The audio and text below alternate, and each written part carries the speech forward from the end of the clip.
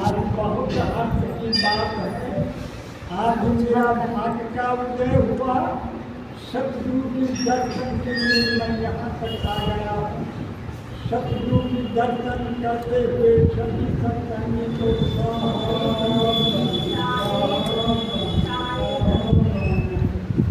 सत्संगियों, भक्ति में बहुत बड़ा कष्ट है, बहुत बड़ा दुख है। भक्ति करने में बहुत विघ्न बाधा होता है। भक्ति करना साधारण बात नहीं है। भक्ति में बहुत कष्ट होता है। एक संत जी जा रहे थे, एक माँ ने सतगुरु से दीक्षा लेकर पूर्ण भजन भक्ति करती थी। जहाँ जहाँ सतगुरु की सत्संग होते तो वहाँ मार जाती और सतगुरु की युक्ति के अनुसार वह माँ ने संत से प्रार्थना किया कि संत जी, मैं भक्ति करती हूँ, सतगुरु से दीक्षा लेके भक्ति करती हूँ। जो गुरुदेव नियम बताए हैं उस नियम को मैं पालन करती हूँ। गुरुदेव, मेरा पति ने मुझे बहुत गलनगारी करता है, बहुत धक्का देता है, बहुत कष्ट देता है। तो संत जी, हमारे पतिदेव को जाके आप समझा दें, जिससे हमको भक्ति करने में बाधा न हो। आप लोग विचार करें, जो सत्संग में आए हैं तो उसी सत्संगी को संत जी ने कहेंगे, समझावेंगे, बुझावेंगे। और जो सत्संग में नहीं आती है, घर में है, तो संत जी वहाँ तक पहुँच सकेंगे।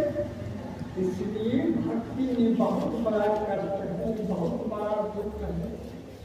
ऐसे साधारण सा भक्ति में बहुत विघ्न बाधा होगा।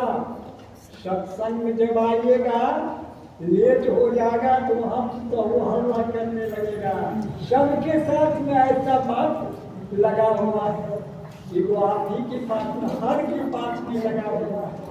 अगर बाजार से सब्जी नहीं लाए तो शाम को ऐसे दे देगा। तो कहा हमारा क्या, दो ट्रे ला के दे दे तब तो चलती। आप सत्संगे में रात बिता दिए तो ऐसा तो कितना संत समझावे। कुछ दूर आगे बढ़ावे संत, एक सज्जन व्यक्ति कर जोड़ के कहने लगा, संत जी, मैं किसी प्रकार का बुरा काम नहीं करता हूँ। सबकी माँ बहन को अपनी माँ बहन समझता हूँ और कोई हिंसा नहीं करता हूँ। तो संत जी, मैं जब सत्संग में जाता हूँ, सत्संग सुनता हूँ, कभी लेट हो जाता तो घर में पत्नी इतना झगड़ा करते, काहे सत्संग में जाते हो, सत्संग में नहीं जाओ। तो संत जी, भक्ति करने में तो हम सुने कि बहुत विघ्न बाधा होता है। हमारा पत्नी इतना लड़ाई करते हैं कि सीमा से बाहर कहने योग्य नहीं है। संत जी, आप जाके हमारे पत्नी को समझा दें, जिससे हमको भक्ति में विघ्न बाधा नहीं होगा। सत्संगियों, मीरा बहन की नाम सुनी है ना? मीरा बहन धनी परिवार की लोग थे। धनी परिवार की लोग में नियम है, उनकी बहन बेटी बाहर नहीं जाती है। वही में इज्जत प्रतिष्ठा महान बुझते हैं, घर से बाहर नहीं जाती। तो मीरा को भक्ति लगने लग गई। मीरा भक्ति में, सत्संग में जाने लगी ना, तो परिवार के लोग सब उस पर दुखी होने लगा। कहा तुम लड़की हो, जहीं तहीं सत्संग सुनने के लिए चली जाती हो, तुम इस परिवार में सबसे खत्म औरत है, लड़की है, तुम नहीं जा सकती हो। बहुत धक्का दिया। कोई आदमी के परिवार, कहाँ से जाते हो, गुरु से क्या सीखने के लिए जाते हो?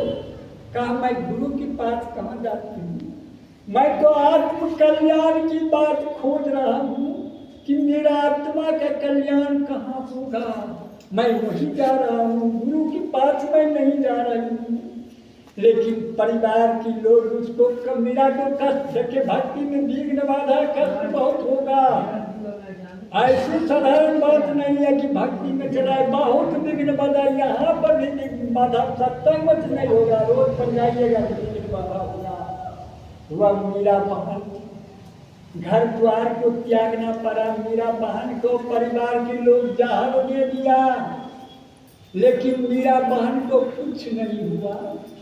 पहले मीरा बहन क्या किया, भगवान कृष्ण को गुरु बनाए थे। जब सत्संग कबीर जी के सुने न, तो कबीर जी क्या बोले कि देखो अभी कृष्ण भगवान का जन्मे हुआ है, मरण नहीं हुआ है, उसका जो पुजारी है उसको क्या दशा होगा। भगवान कृष्ण के ऊपर परमात्मा है। मीरा करजोड़ के खड़ा हो गई। मीरा बोलने लगी, संत जी मैं बड़े बड़े सत्संग में गई हूँ, सुने हैं कि आज तक कृष्ण भगवान के ऊपर कोई परमात्मा नहीं, कोई संत नहीं बताया है। आप तो प्रभु संत हैं, संत झूठ नहीं बोलते। सबकी बेटी मीरा, तुम भगवान कृष्ण से जाके पूछ लेना। मीरा कहती है, प्रभु जी जब मैं भक्ति करने लग जाती हूँ, ध्यान करने लग जाती हूँ, तो भगवान कृष्ण साक्षात कर जाते हैं।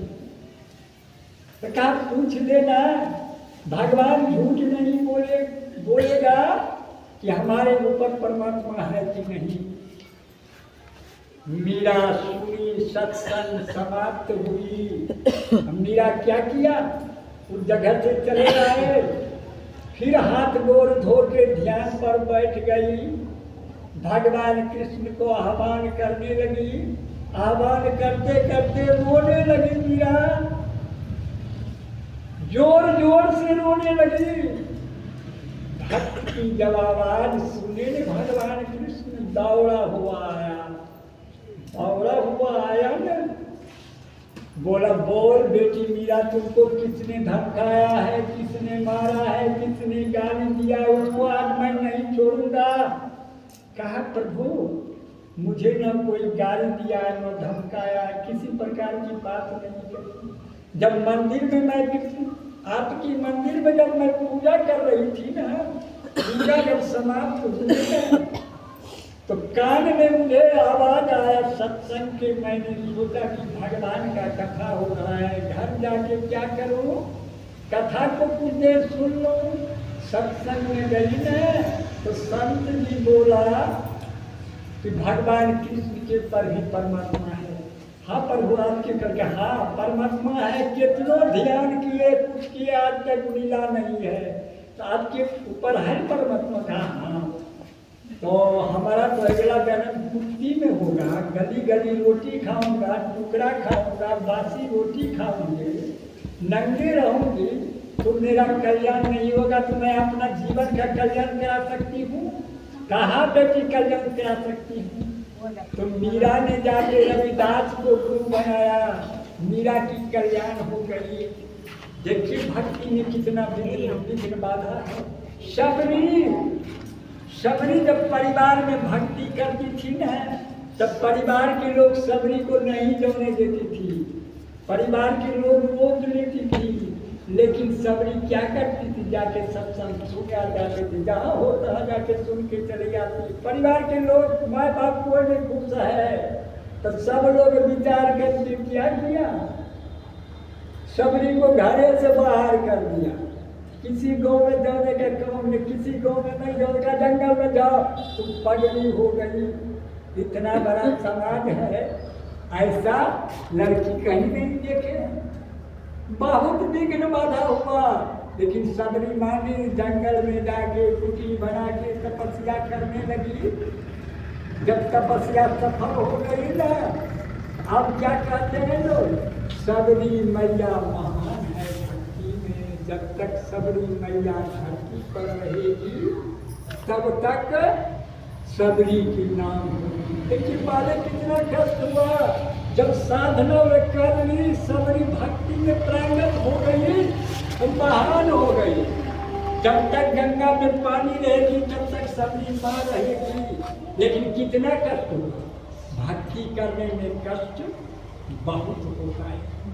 एक हाथी दल दल में फंस गया, सतगुरु ने उसे उद्धार किया, दल दल से छुड़ाया। कैसे छुड़ाया आप लोग सुनेंगे तो आंख से आंसू बहने लगेंगे।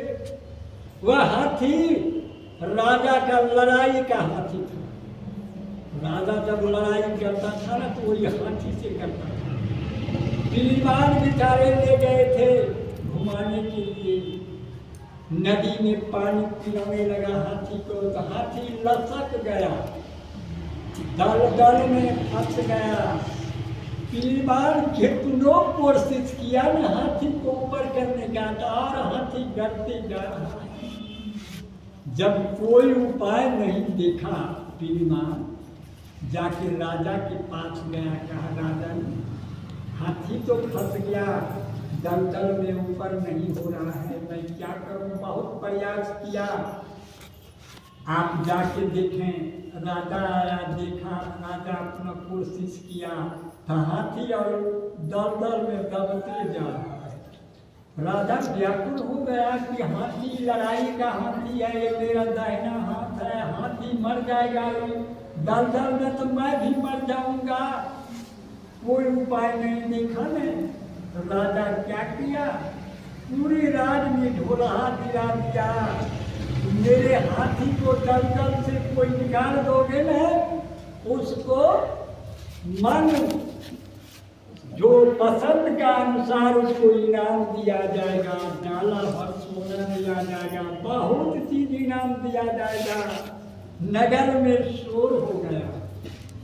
नगर में जब शोर हो गया तो सब लोग आया अपना अपना जुगाड़ लेके हाथी को कैसे निकाला जाए दलदल से। दुनिया के लोग आए अपने अपने स्कीम बना के, युक्ति बना के, लेकिन हाथी दलदल से नहीं निकल रहा है और दबते जा रहा है। राजा परेशान होते जा रहा है।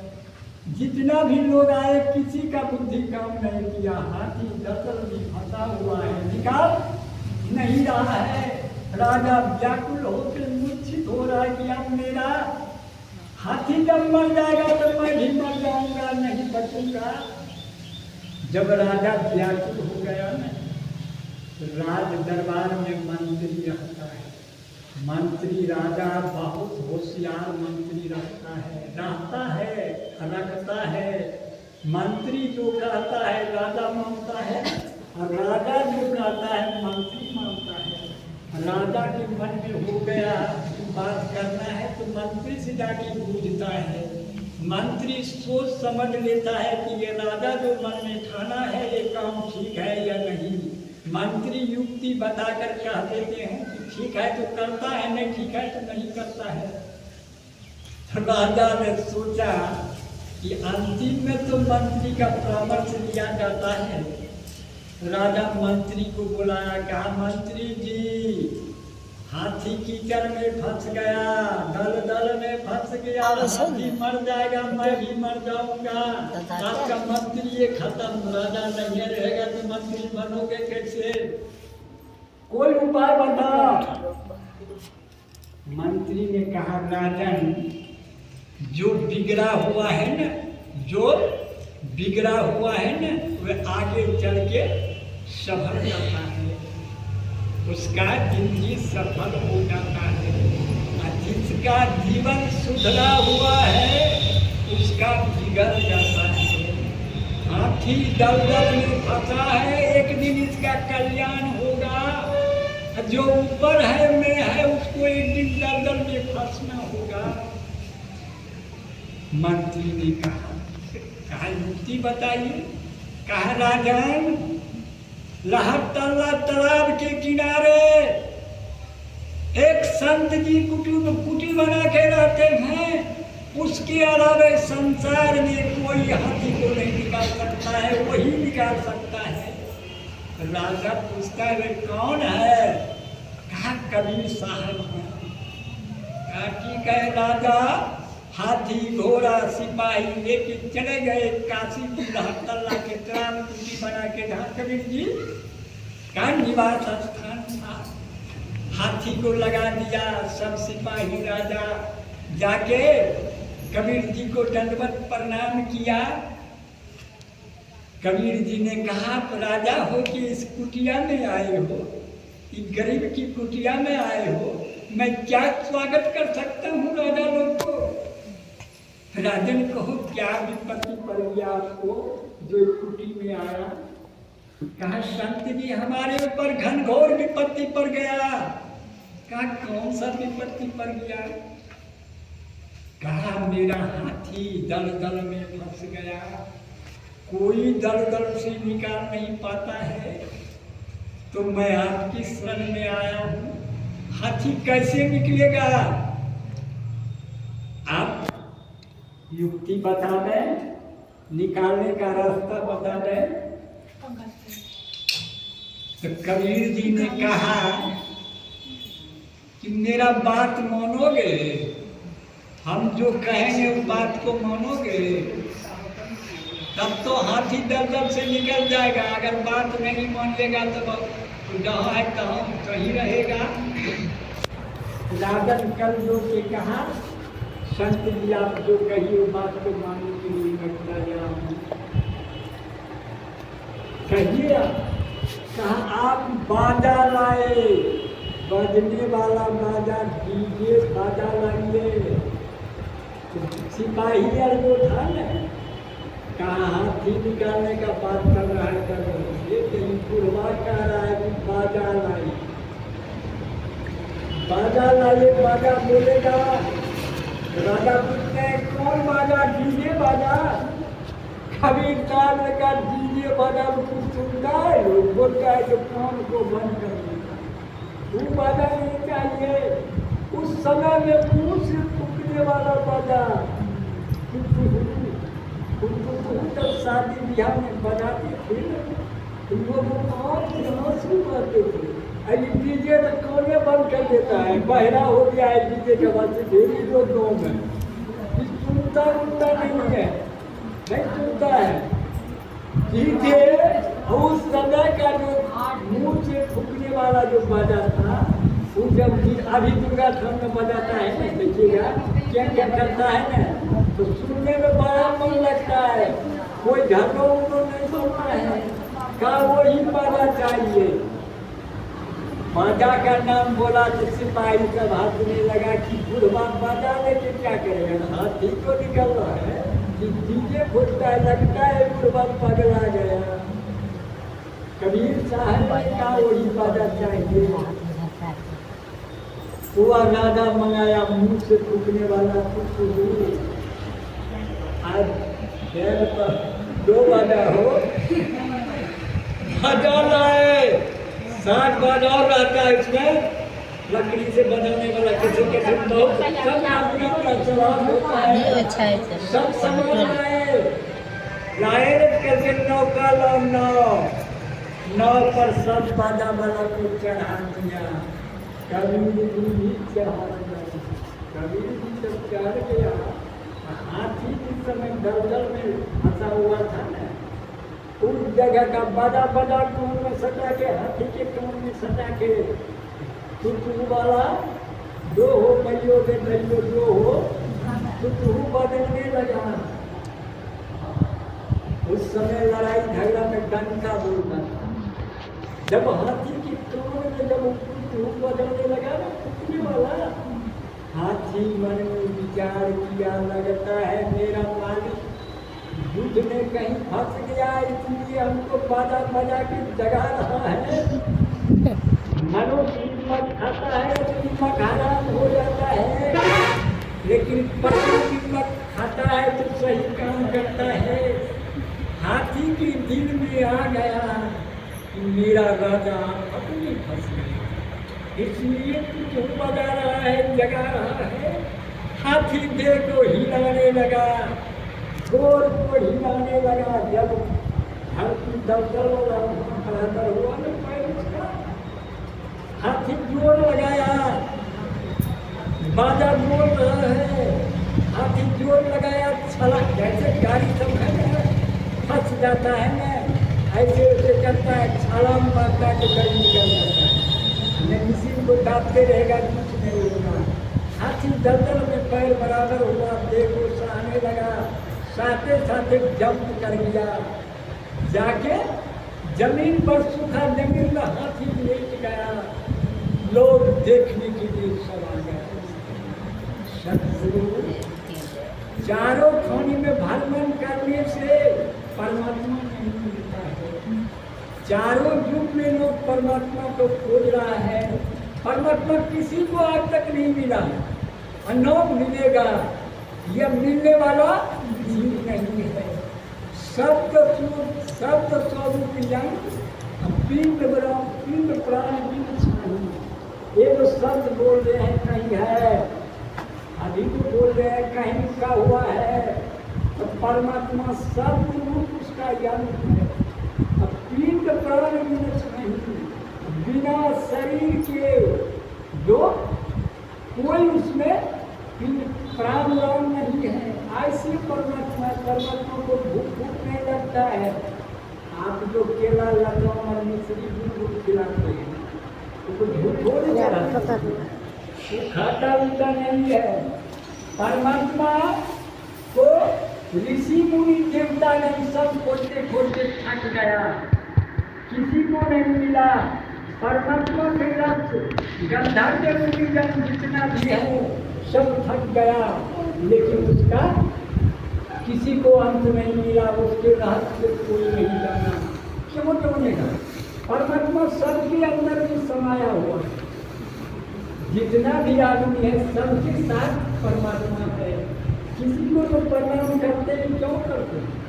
दूसरा भी परमात्मा है, हम भी परमात्मा है, इसलिए करते हैं। अगर प्रेम भाव से लोग जिए तो लड़ाई झगड़ा दुनिया में नहीं होगा। सतगुरु ये जो गुरु आप लोग को कंठी माला चंदन टीका लगा के गुरु बनता है, ये घाटी गुरु है। अंदर में जो सतगुरु है, गुरु तेरा पागले लगाया जाए अंदर में है, कहीं जाने का काम नहीं है। आप लोग तीर्थ में, मूर्ति पूजा में, तीर्थ में भ्रमण करने से, सरोवर में नहाने से कहते हैं कि पाप मुक्त हो गए। मूर्ति के पूजा का सब लोग सबसे आसान भगवाने हैं। और परवल के तरकारी 30 रुपया में मिलता है, लेकिन भगवान 10 रुपया में मिलता है। तो मिलता है कैसे? और सवावत के घर से हैं, सब घर में लाते हैं, सबसे सबका भगवाने हैं। भगवान को खरीद लाते हैं। साधारण बात है, भगवान किसी को मिला है? अनुमान लगाए हैं कि परमात्मा है। परमात्मा को कोई नहीं देखा है।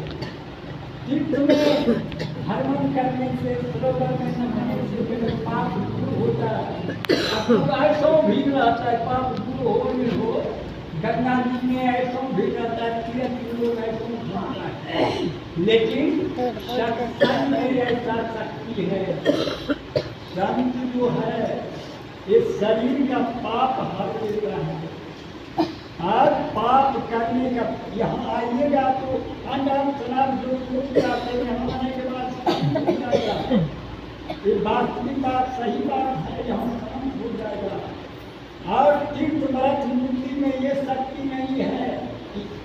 तीर्थ में नहाने से आपका ऊपर का मैल साफ होगा, भीतर का मैल साफ नहीं होगा। भीतर का मैल साफ होता है इसी सत्संग। सत्संग को एक बेटी की शादी हुई, शादी होने के बाद माँ बाप बेटी को समझाने लगे कि बेटी तुम ससुराल कराओगी ना, सास ससुर की सेवा करना, बड़ों की सेवा करना, गोतनी जेठानी जो है उसको सबको आदर करना बेटी, तभी जीवन का कल्याण होगा। वो अब बेटी ससुराल गई ना, 2-4 दिन हुआ न तो सास को में झगड़ा हो गया। इतना झगड़ा जुलूम हो गया कि सास झोटा पकड़े हुए हैं कस के, अब तू तो उसके अचला पकड़े। बुढ़िया मारे 5 जनेगा तो तू तो हमारे 25 जन, दोनों देगा रोज दिन झगड़ा होता था, घर नरक बन गया। अब दोनों कब बोल रहा है हमारी प्रिया मरी जाए विचार को बढ़ा देगा और वो हो सोच के अगर कहे हमारे को तो आइए मरी जाए एक भैसा बना दोनों ने चल दोनों ने कबूल रहा कि दोनों मर जाए घर में दोनों को दोनों देखना नहीं चाहते इतना बिगड़ गए कि बताने की बात नहीं। दोनों मुंह कौन फुलाए रहता था, भीड़ जाता था, थप्पड़ लेना दोनों को होते रहता था, दोनों में कोई दबता उठता नहीं। जब परेशान हो गए ना आप दादी एक दिन एक संत जी धोती कुर्ता दाढ़ी बड़ा बड़ा कुर्ता कमंडल लेके सड़क लेके जा बुढ़िया तुमने देखा लेकिन उसका बहू जो है संत आप दादी देखिया सास पुतों की झगड़ा को शत्रु दुर्लभ कर दिया कैसी सुधार दिया सामने नहीं जा रहे हैं उनके पुतों देख लिया वे घर से निकल के संत के पीछे पीछे दौड़े जब कुछ पीछे पीछे गई तो संत मुझ के देखते या कल दौड़ के कहता संत मैं आपको जन्म सेवा के लिए आ रही हूँ जन्म सेवा करो बहुत अच्छा की बात है का संत जी मुझे बहुत बड़ा दुख पड़ गया है बेटी बोल कौन सा दुख पड़ गया कहा बाबा हमको साफ इतना तंग खाने करते हैं इतना तंग करते हैं कि सीमा से बाहर